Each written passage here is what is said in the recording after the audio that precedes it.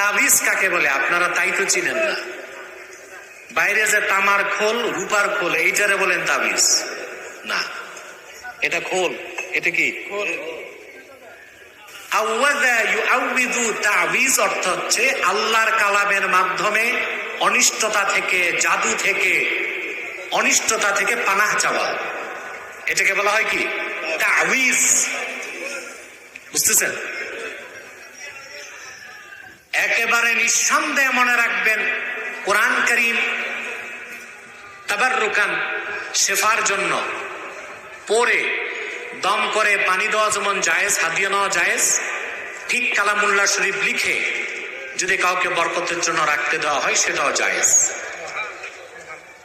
হাদিসে যেটাকে শিরক বলা হয়েছে ওটা তামিমা। ওটা কি?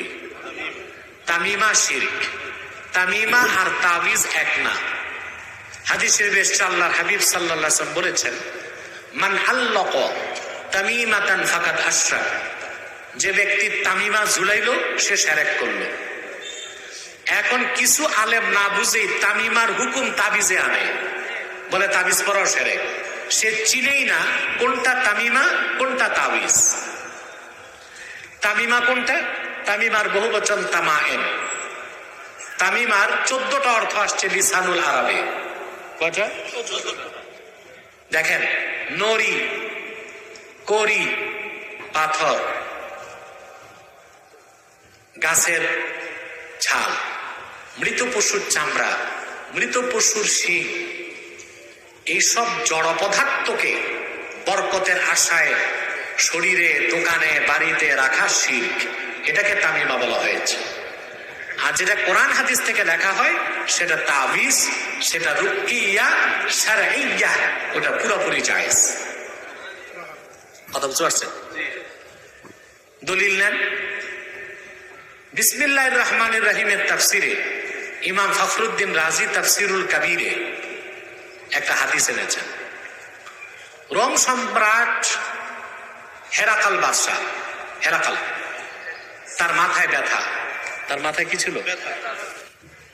এখন রোম সম্রাট, তার তো ট্রিটমেন্টের অভাব নাই, মাথা ব্যথা যায় না।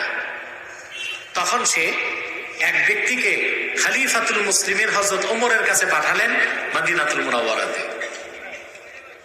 হাদিস শরীফে এসেছে, ফাবাআসা লাহু উমারু কালানসওয়াতান, হযরত ওমর রোম সম্রাটের জন্য একটা টুপি পাঠিয়ে দিলেন।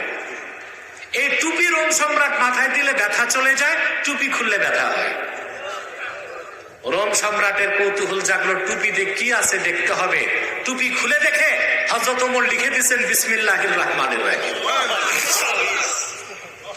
তাহলে যদি কোরআন হাদিস থেকে বরকতের জন্য কিছু লিখে ব্যবহার করতে দেওয়া শিরক কুফর হইতো, তা হযরত ওমর কি আমলটা করতেন? করতেন না।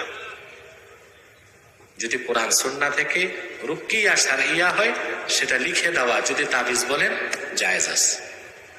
এখন তাবিজ লিখে টাকা নেওয়া যাবে কিনা এটা একটা প্রশ্ন। এটা আরেক মাসালায় চলে গেল। এই মাসালাটাকে ফিকহের কিতাবে বলা হয় উজরাত আলা তাআত। উজরাত আলা, নামাজ পড়িয়ে, ওয়াজ করিয়ে, বউ তালাকের ফতোয়া দিয়ে, ইবাদত বন্দিগির কাজ করে টাকা নেওয়া জায়েজ কিনা? এখন আপনারা বলেন, ওয়াজ করে বক্তারা টাকা নেয় না? ইমাম সাহেব ইমামতি করে টাকা নেয় না? তো যিনি তাবিজ লেখেন উনি তাবিজ লিখে যদি টাকা নেয় না জায়েজ হবে কেন? একই সূত্রে জায়েজ।